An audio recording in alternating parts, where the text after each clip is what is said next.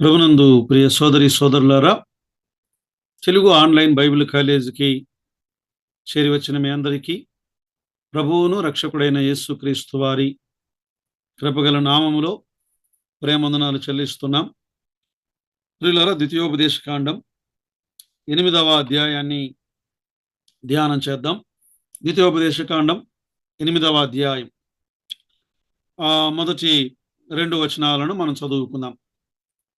మీరు బ్రతికి అభివృద్ధి నొంది యెహోవా మీ పితరులతో ప్రమాణము చేసిన దేశమునకు పోయి దాని స్వాధీనపరుచుకొనున్నట్లు నేడు నేను నీకాజ్ఞాపించిన ఆజ్ఞలన్నిటినీ అనుసరించి నడుచుకొనవలెను. మరియు నీవు ఆయన ఆజ్ఞలను గైకొందువో లేదో నిన్ను శోధించి నీ హృదయములోనున్నది తెలుసుకొనుటకు నిన్ను అనుచు నిమిత్తము అరణ్యములో ఈ 40 సంవత్సరములు నీ దేవుడైన యెహోవా నిన్ను నడిపించిన మార్గమంతటిని జ్ఞాపకము చేసుకొనుము. దేవుడి లేఖన భాగాన్ని మనం ధ్యానించబోయే లేఖన భాగాన్ని ఆయనే దీవించునుగాక. ప్రియులారా, ద్వితీయోపదేశ కాండం 8వ అధ్యాయానికి మనం ఒక పేరు పెట్టుకుందాం, టైటిల్. నడిపించి పోషించిన ప్రభు అయిన యెహోవా, దేవుడైన యెహోవా. అంటే దేవుడు చేసిన మేలులను వారు జ్ఞాపకం చేసుకోవాలి అనేది దేవుని ఉద్దేశం.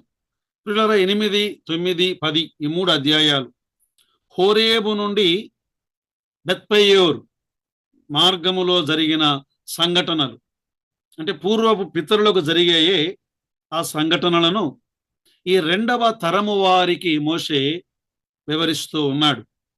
8వ అధ్యాయములో అరణ్యములో దేవుని సంరక్షణ, పోషణ ఎలా చేశాడో ఆయన జ్ఞాపకం చేశాడు.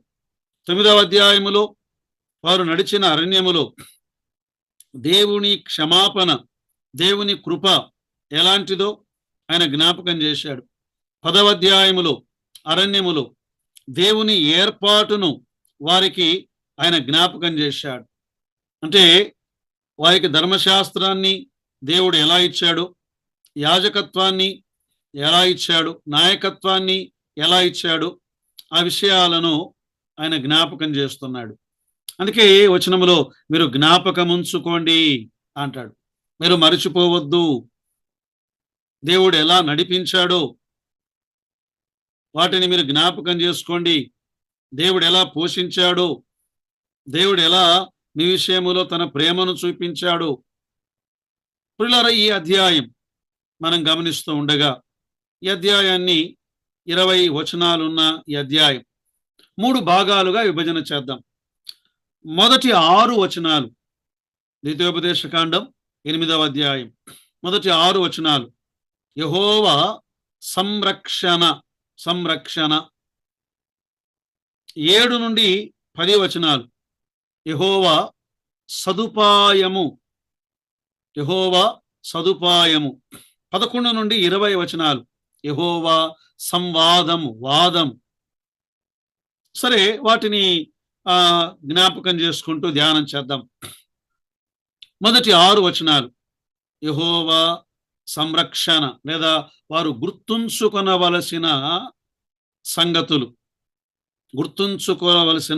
సంగతులు.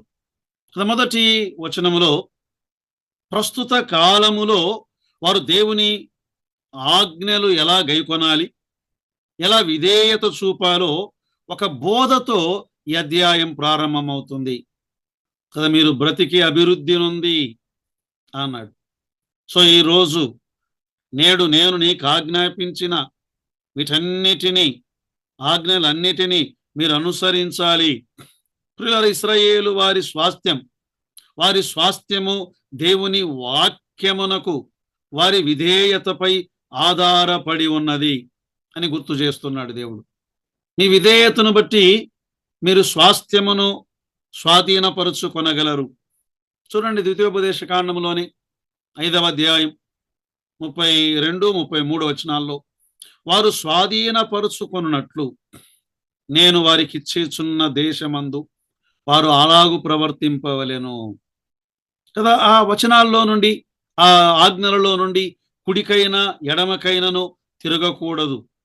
నిజమే, ఒకప్పుడు దాసులుగా ఉన్నవారు, ఐగుప్తులో దాసులుగా ఉన్నవారు, ఫరో కింద దాసులుగా ఉన్నవారు, వారి దాసత్వం నుండి విడిపించి ప్రభు అంటున్నాడు, నా మాటలకు లోబడి ఉండండి, నాకు దాసులుగా ఉండండి, విధేయులుగా ఉండండి. ఈనాడు మనము మన క్రైస్తవ జీవితంలో విధేయత అనేది చాలా ప్రాముఖ్యమైనటువంటి ఒక సూత్రం. క్రైస్తవ జీవితం విధేయతతో ఆరంభం అవ్వాలి. క్రైస్తవ జీవితం విధేయతతో కొనసాగాలి. క్రైస్తవ జీవితం విధేయతతో ముగించబడాలి.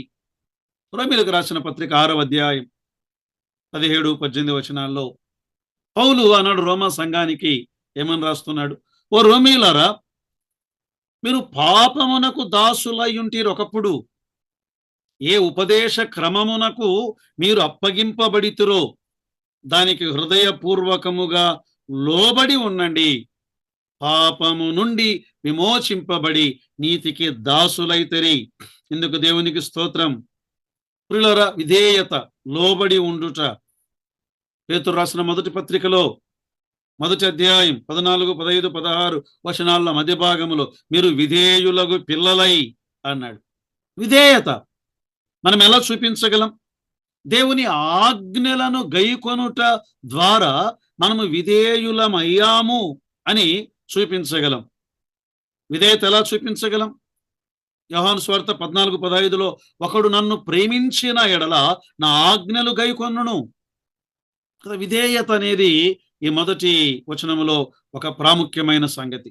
విధేయులైతే కలిగే ఫలితమేమి? మీరు బ్రతుకుదురు, మీరు బ్రతికి అన్నాడు. మీరు బ్రతుకుదురు. విధేయులైతే కలిగే ఫలితమేమి? రెండవది, మీరు అభివృద్ధి పొందుదురు. మీరు అభివృద్ధి పొందుదురు. విధేయులైతే కలిగేటువంటి మూడవ ఆశీర్వాదం ఏమిటి? మీరు స్వాధీనపరుచుకొనుదురు. బ్రతుకు జీవముతో. ప్రియులారా, సమృద్ధి జీవం మాత్రమే కాదు, ఆత్మ సంబంధమైన వృద్ధి, స్వాధీనం. ఏ విషయాల్లో ఓడిపోయామో వాటిని ఆనాడు వారు వాగ్దాన దేశమును వారు స్వతంత్రించుకోవాలి. మరి ఈనాడు కృత నిబంధనలో మన స్వాస్థ్యం, మనము స్వాధీన పరుచుకున్న బోవు ఆ నిత్య స్వాస్థ్యం. పేతురు మొదటి పత్రిక 1వ అధ్యాయం 4వ వచనములో అన్నాడు, ఏమన్నాడు?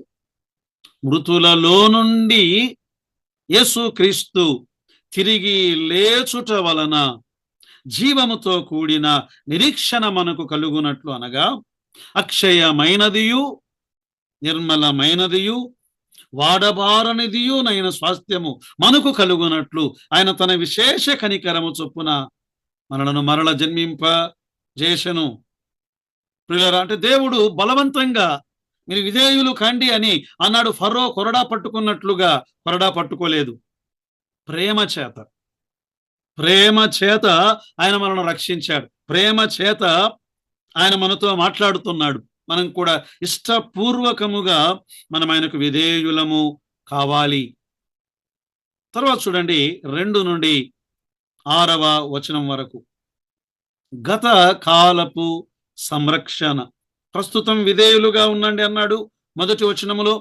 2 నుండి 6 వచనాల్లో గత కాలపు సంరక్షణ. 40 ఏండ్లు అరణ్యములో ఈ ప్రజలను దేవుడు ఎలా సంరక్షించాడు? 2వ వచనములో, ఈ 40 సంవత్సరములు నీ దేవుడైన యెహోవా నిన్ను నడిపించిన మార్గమంతటిని అన్నాడు. ఆయన నడిపించే ఒక నాయకుడు, దేవుడు నడిపించువాడు. గొర్రెలను కాపరి నడిపించునట్లుగా, తండ్రి తన పిల్లలను నడిపించునట్లుగా మార్గం అంతటిలో ఆయన ఎలా నడిపించాడు? ఆయన నడిపించే విషయంలో ఆయన కృపను చూడగలం. కృపను అనుగ్రహించాడు. 2వ వచనములో ఆయన కృప కనబడుతూ ఉంది. మాత్రమే కాదు, ఆయన ప్రభుత్వము కనబడుతుంది, ఆయన అధికారము కనబడుతుంది. కొరింథీ మొదటి పత్రిక 10వ అధ్యాయం మొదటి 4 వచనాలను మనం చదివితే, సహోదరులరా, ఈ సంగతి మీకు తెలియకుండుట నాకు ఇష్టం లేదు. అదేదనగా మన పితరులందరూ మేఘము క్రింద నుండిరి, వారందరూ సముద్రములో నడిచిరి. అందరూ మోషేను బట్టి, మోషేలోను మేఘములోను సముద్రములోను బాప్తిస్మము పొందిరి. అందరూ ఆత్మ సంబంధమైన ఒకే ఆహారమును భుజించిరి. అందరూ ఆత్మ సంబంధమైన ఒకే పానీయమును పానము చేసిరి. అందరూ అందరూ దేవుడు అందరి ఎడల తన కృపను చూపాడు. మొదటిది మేఘము క్రింద రక్షణను చూపిస్తూ ఉన్నది. వారు సముద్రమును చీల్చుకొని దాటి వెళ్ళారు. వారికి దేవుడిచ్చిన విజయం కనబడుతోంది. మూడవది, వారందరూ బాప్తిస్మము పొందిరి, దేవుని అధికారము క్రిందికి వచ్చారు. వారందరూ ఏం చేశారు? మన్నాను భుజించారు. దేవుని ప్రేమను చూపిస్తూ ఉన్నది. దేవుని ప్రేమ. వారందరూ బండలోని పానీయమును త్రాగిరి. దేవుని యొక్క సమృద్ధిని చూపిస్తూ ఉన్నది. ఆ బండ ప్రభు అయిన యేసు క్రీస్తు వారే. ప్రియులను నడిపించుటలో ఆయన ప్రభుత్వం, అధికారం.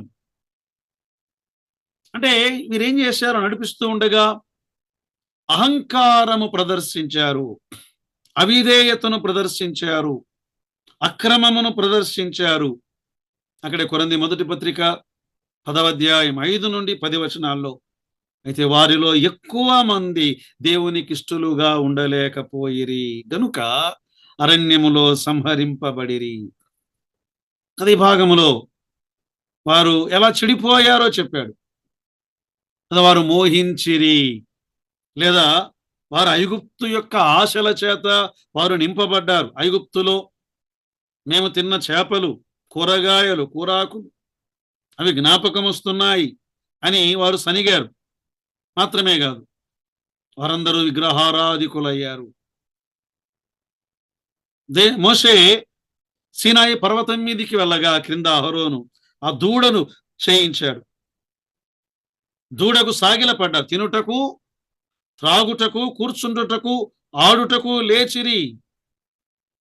దేవుడు వారి మీదకి శిక్షను పంపాడు. అదే రోజు దాదాపు 3,000 మంది చనిపోయినట్లుగా చూడగలం. మాత్రమే కాదు ప్రియులారా, వారు మోయాబు మైదానాల దగ్గరకు వచ్చినప్పుడు ఈ బాలాము రాజు, అబద్ధ ప్రవక్త అయిన బిలాము యొక్క బాలాకు రాజు ఈ బిలాము యొక్క బోధన విని అందమైన స్త్రీలను పంపగా వారు వ్యభిచరించి వారేమైపోయారు? రాలిపోయారు. వారు ఇంకా సాగి వెళ్తూ ఉండగా సర్పముల చేత కరవబడ్డారు. కొందరు సనిగారు, మోషే మీద సనిగారు, అహరోను మీద సనిగారు. కోరహు, దాతాను, అభిరాము 250 మంది సభికులు. భూమి నెరవేర్చి వారిని మింగివేసింది. అందుకే కొరింథీ మొదటి పత్రిక 10వ అధ్యాయం 11వ వచనంలో ఈ సంగతులు దృష్టాంతములుగా వారికి సంభవించి యుగాంతమందున్న మనకు బుద్ధి కలుగుటకై వ్రాయబడెను.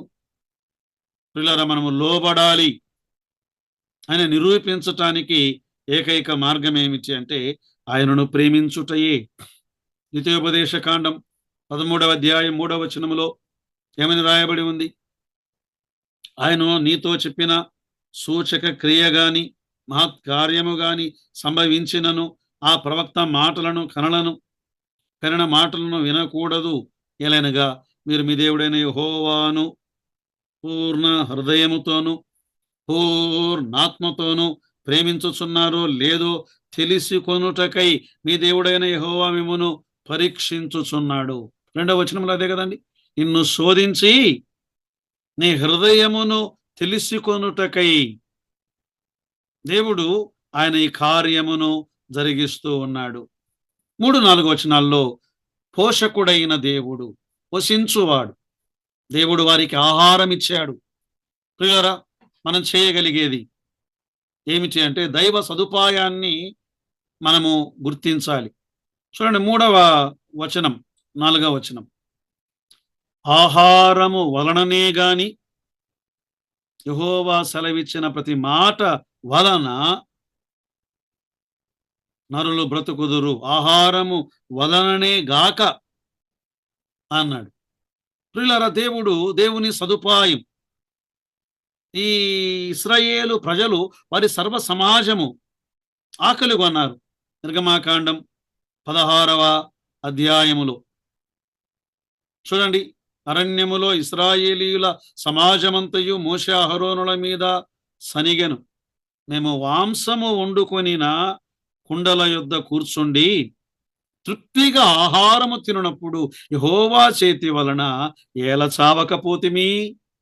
ఈ సర్వ సమాజమును ఆకలి చేత చంపుటకు ఈ అరణ్యములోనికి మమ్మును అక్కడ నుండి తోడుకొని వచ్చి తిరని చెప్పి, ఈ ప్రజలు దేవుడు ఎన్ని గొప్ప కార్యములు ఆయన జరిగిస్తూ ఉండగా దేవుని సదుపాయములను వారు జ్ఞాపకం చేసుకోలేకపోతున్నారు.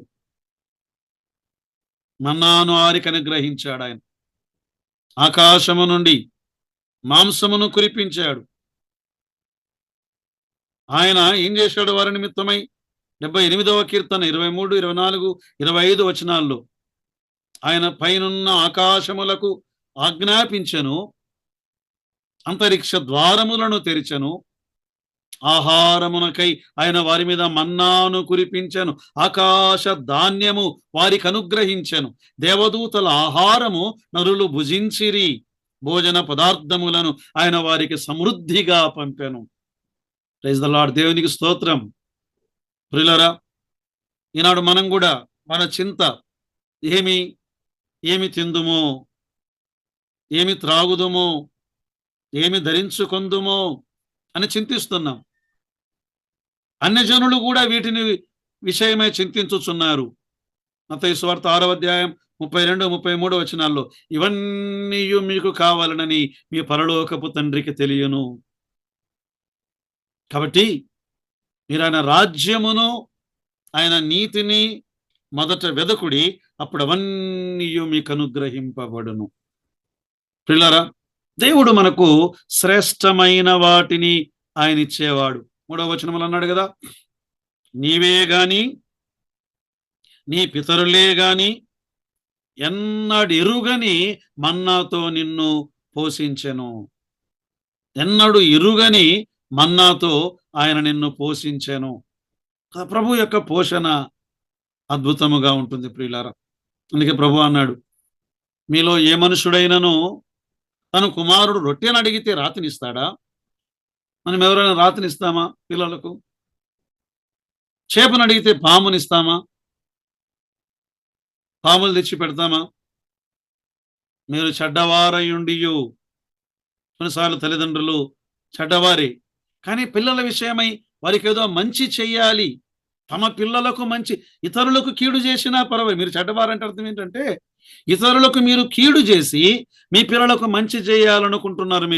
మీరు అలాంటి వారు అయితే మీ పరలోకమందున్న మీ తండ్రి మంచి ఈవులను ఆయన ఇచ్చేవాడు. మంచి ఈవులను ఇచ్చేవాడు. ఏలియా కరువు కాలములో కాకోలము చేత రొట్టె మాంసము దొరుకుతుందని ఆశించాడా? దేవుడు పోషించాడు. సారేపతు ఒక విధవరాలు ఇంటిలో ఆహారము దొరుకుతుందని ఏలియా ఎన్నడైనా ఊహించాడా? దేవుడు ఏలియాను పోషించాడు. దేవుడు నిన్ను నన్ను ఆయన సమృద్ధి చేత పోషించి, కేరీతు వాగు ఆగిపోవచ్చు, సరేపతు విధవరాలు ఆమె తొట్టిలో పిండి అయిపోవచ్చు, బుడ్డిలో నూనె అయిపోవచ్చు, కానీ నిన్ను పోషించు దేవుడు సర్వ సమృద్ధి గల దేవుడు. ఆయన దగ్గర కొదవ అంటూ ఏదీ లేదు ప్రియులారా. మాత్రమే కదా 3వ వచనములో ఇంకొక అద్భుతమైన సంగతిని మనము చూడగలం. మనుష్యుడు ఆహారము వలననే గాక దేవుని నోట నుండి వచ్చు ప్రతి మాట వలన జీవించును. ఇది ఒక ప్రవచనం. యేసు క్రీస్తు ప్రభువారు అపవాది చేత శోధింపబడినప్పుడు మత్తయి సువార్త 4వ అధ్యాయం 4వ వచనములో ఆయన ఎత్తి చెప్పాడు ఈ మాటను. మనుష్యుడు రొట్టె వలన మాత్రము కాదు గాని దేవుని నోట నుండి వచ్చు ప్రతి మాట వలనను జీవించును. ప్రియులారా, ఈనాడు ఆయన మనలను పోషించే జీవము గల దేవుడు. ఆయన మాటలు మనలను బ్రతికించేవి. యెషయా గ్రంథం 50వ అధ్యాయం 4వ వచనములో అలసిన వాణిని మాటల చేత ఊరడించు జ్ఞానము నాకు కలుగునట్లు శిష్యునికి తగిన నోరు యెహోవా నాకు దయచేసి ఉన్నాడు. పిల్లల, దేవుని వాక్యం, దేవుని వాక్యంపై మనం ఆధారపడాలి. మన జీవితము దేవుని వాక్యంపై ఆధారపడాలి. మన అవసరాల నిమిత్తమై దేవుని వాక్యం పైన మనం ఆధారపడాలి. మన ప్రతి కార్యములో దేవుని వాక్యం పైన మనం ఆధారపడాలి. తర్వాత చూడండి, 5 నుండి 6 వచనాల్లో ప్రేమించి శిక్షించు దేవుడు. ప్రేమించి శిక్షించు దేవుడు. ఒకడు తన కుమారుని ఎట్లు శిక్షించునో అట్లే నీ దేవుడైన యెహోవా నిన్ను శిక్షించువాడు. తండ్రి కుమారుల ఒక సంబంధాన్ని గురించి దేవుడు మాట్లాడుతున్నాడు. బైబిల్ గ్రంథములో ఒక అద్వితీయమైనటువంటి పోలిక. వేరే గ్రంథాలను మనం చూసినప్పుడు దేవుడు ఎక్కడో ఉన్నాడు. మానవునికి అందనంత దూరములో దేవుడు చాలా కఠినుడుగా ఉన్నాడు. కానీ దైవ గ్రంథమైన బైబిల్లో దేవుడు ఒక ప్రేమగల తండ్రిగా, మనము ఆయన పిల్లలముగా ఆయన ప్రేమ ఎలాంటిది?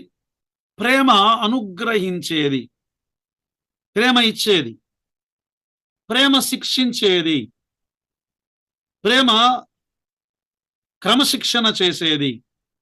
హెబ్రీ పత్రిక 12వ అధ్యాయం 5 నుండి 11 వచనాలు మనం చదివితే ఈ భాగములో తిరిగి దేవుడు అంటున్నాడు, ప్రభువు తాను ప్రేమించు వానిని శిక్షించి తాను స్వీకరించు ప్రతి కుమారుని దండించును అని కుమారునితో సంభాషించున్నట్లు మీతో సంభాషించు ఆయన హెచ్చరికను మరచితిరి. ఇక్కడే ఆయన మనలను ప్రేమిస్తున్నాడు గనుక ఆయన శిక్షిస్తున్నాడు, ఆయన పరీక్షించువాడు.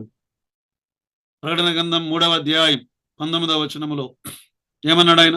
నేను ప్రేమించు వారందరినీ గద్దించి శిక్షించుచున్నాను గనుక నీవు ఆసక్తి కలిగి మారు మనసు పొందుము.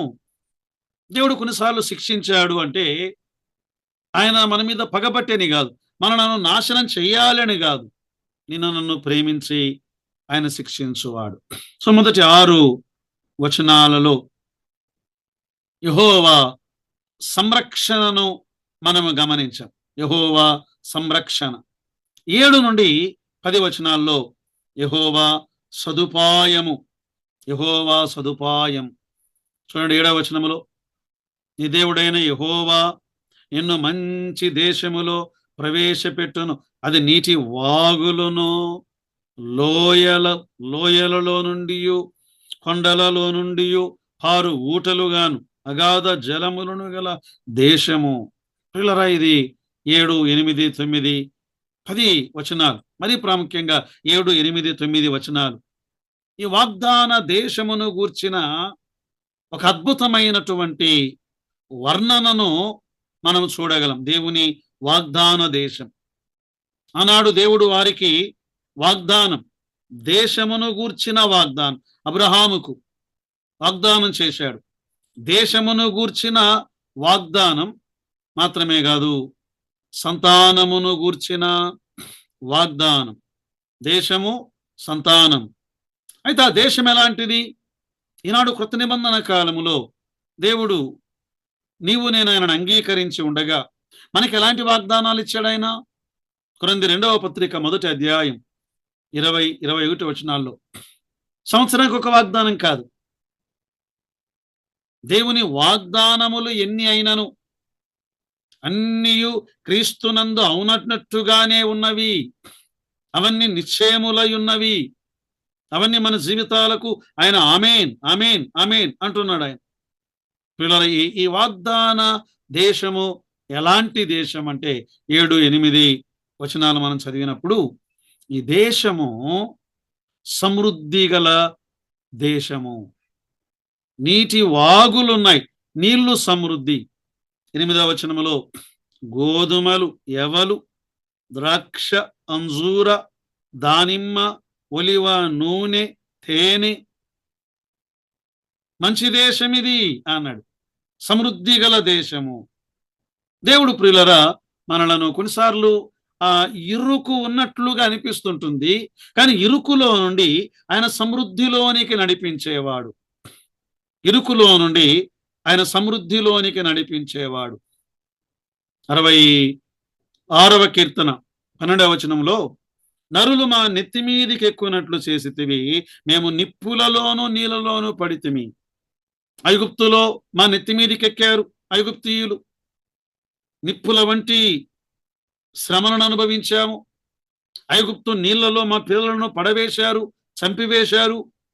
అయినను సమృద్ధి గల చోటికి మమ్మను రప్పించి ఉన్నావు.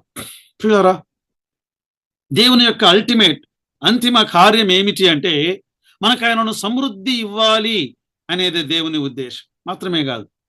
ఇది ఎలాంటి దేశము అంటే ఈ వాగ్దాన దేశము ఒక ఆశీర్వాదకరమైన దేశము.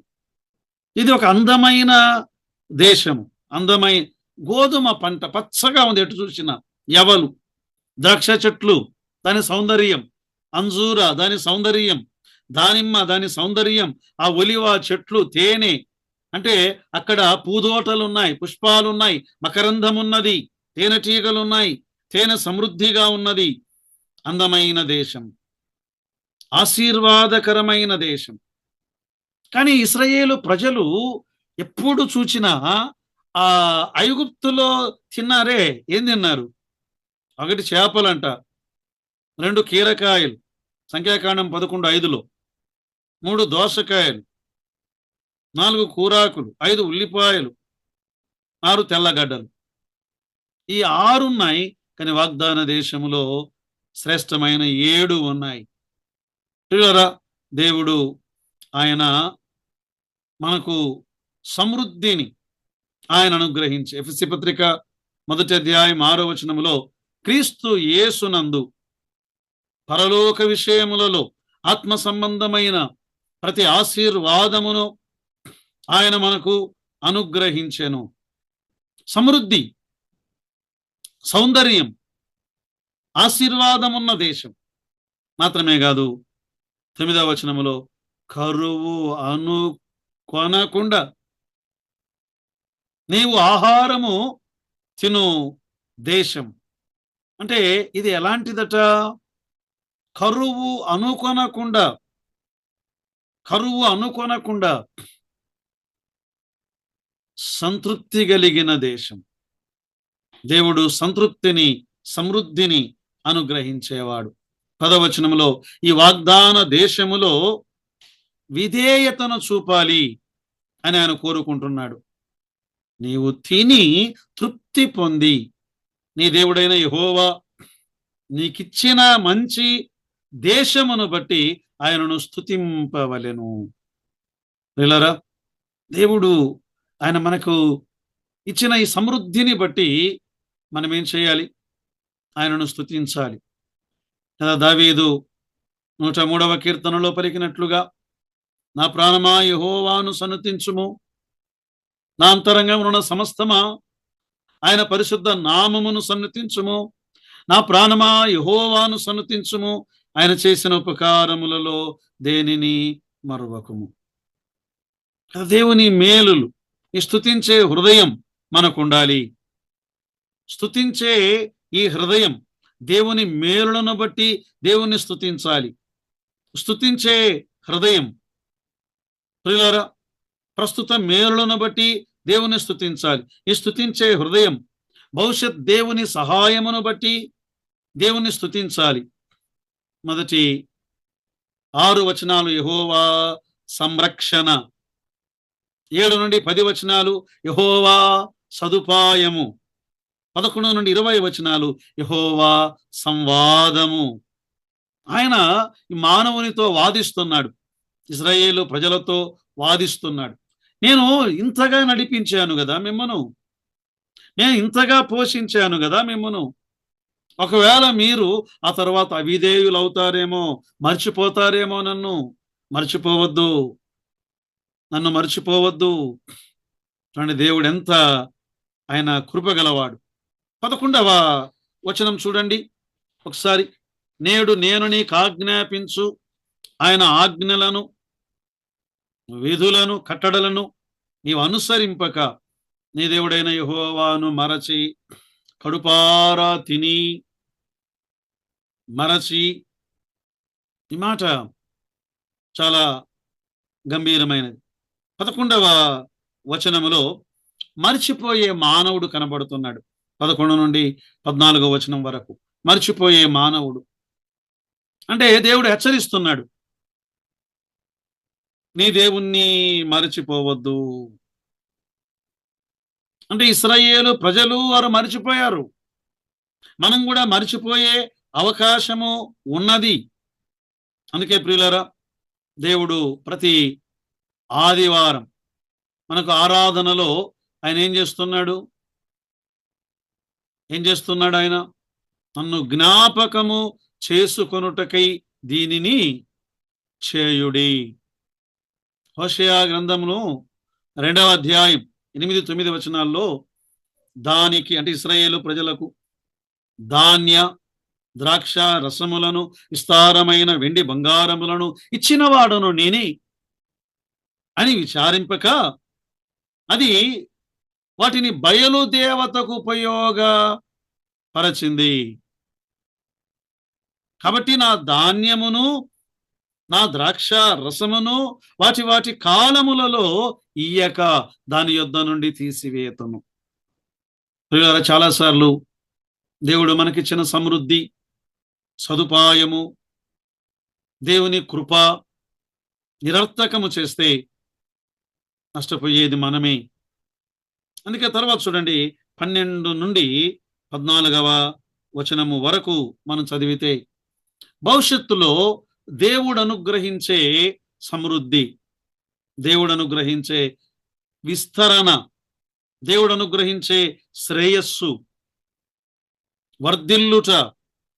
అందుకే అన్నాడు, మంచి ఇండ్లు కట్టుకొని వాటిలో నివసింపగా నీ పశువులు నీ గొర్రె మేకలను వృద్ధి అయి నీకు వెండి బంగారములు విస్తరించి నీకు కలిగినదంతయు వర్ధిల్లినప్పుడు నీ మనస్సు మదించి యెహోవాను మరచుదువేమో. దేవుని యొక్క కోరిక, ఇశ్రాయేలు ప్రజలారా మీరు నన్ను మర్చిపోతారేమో.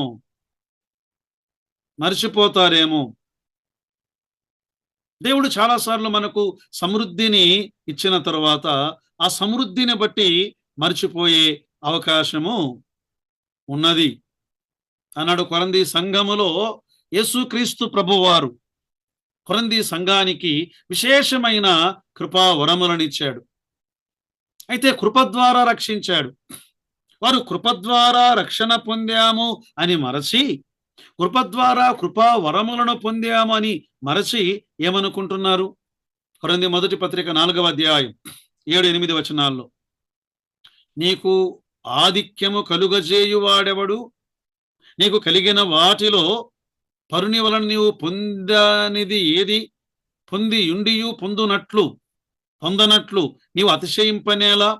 ఇదివరకే మీరేమియు కొదవలేక తృప్తులైతరి, ఇదివరకే ఐశ్వర్యవంతులైతరి, మమ్మును విడిచిపెట్టి మీరు రాజులైతిరి.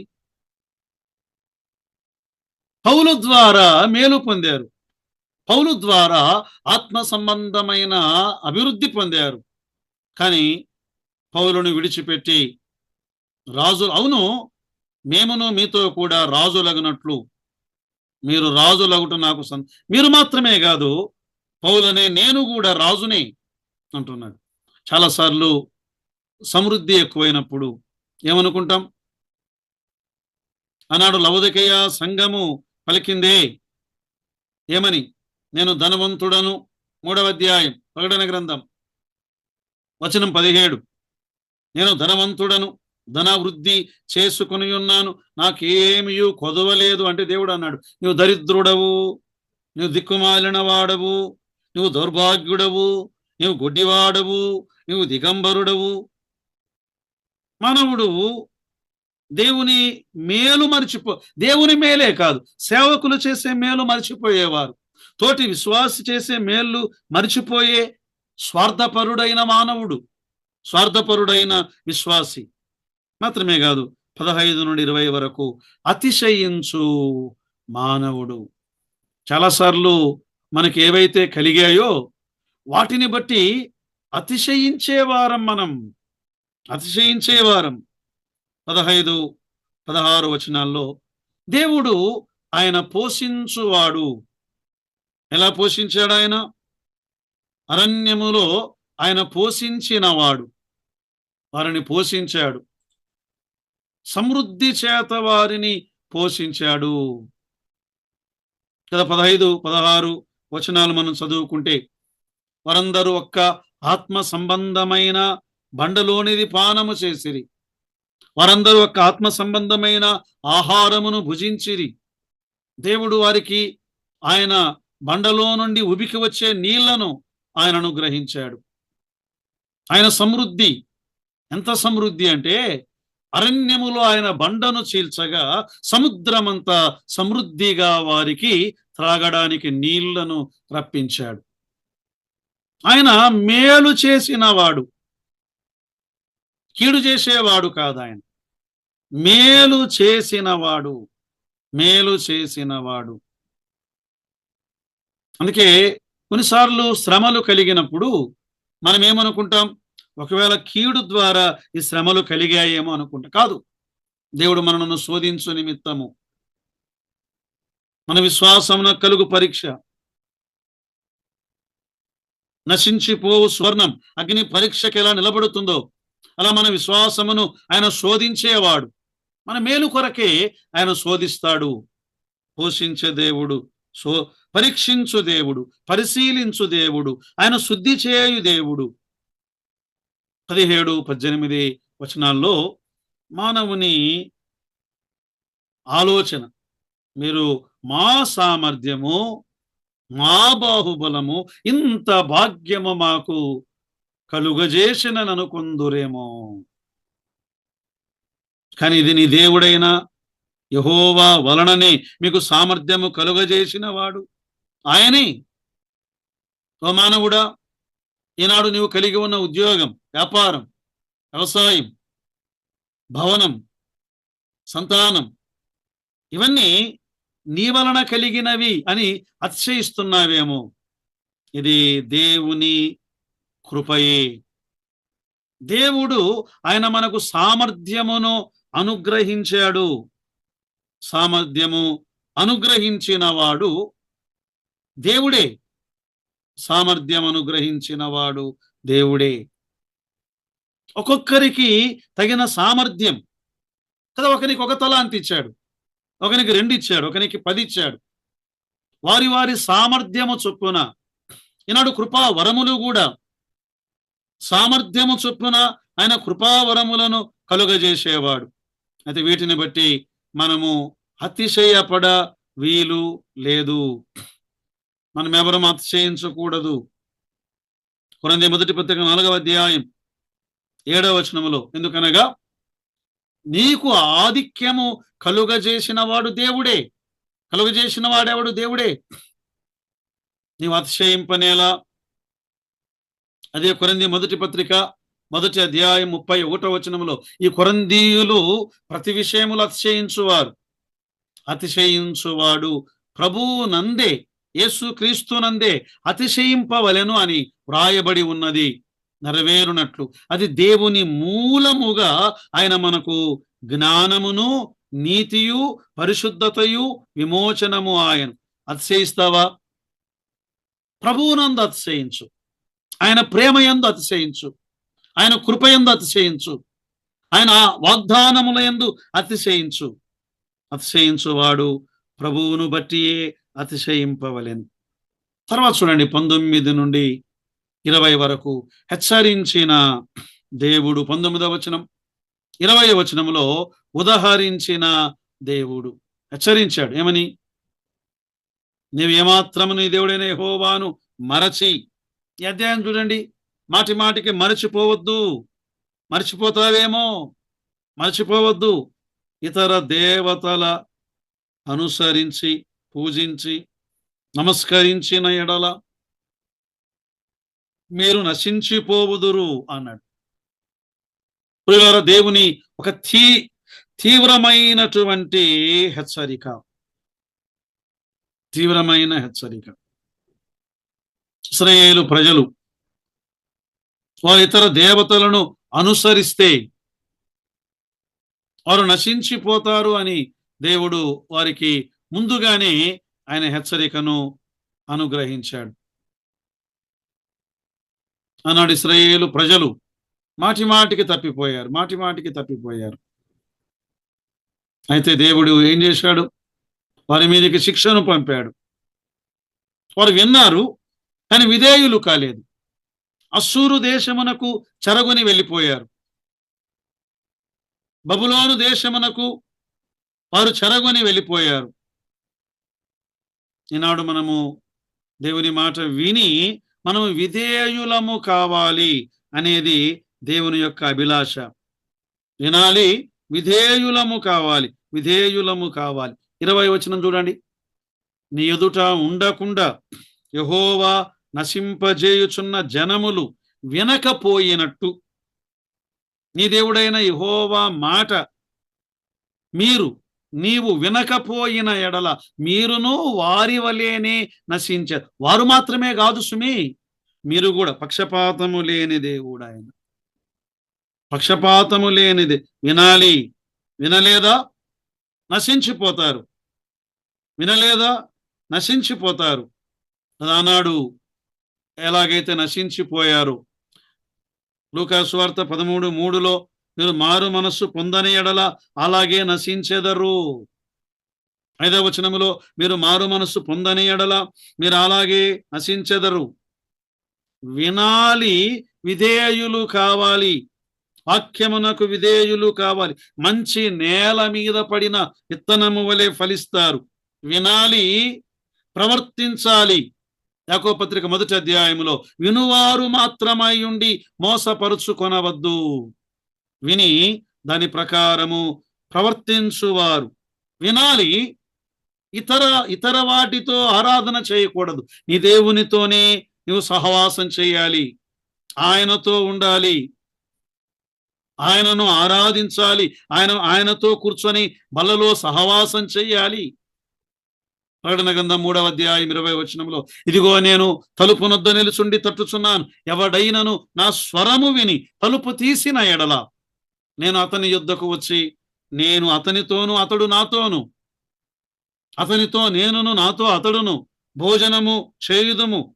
ప్రియులారా, విని విధేయులమై, విని ప్రవర్తించి, విని ప్రభువును ఆరాధించటానికి పరిశుద్ధాత్మ దేవుడు మనకు కృపను సహాయమును దయచేయునుగాక. ఆమేన్.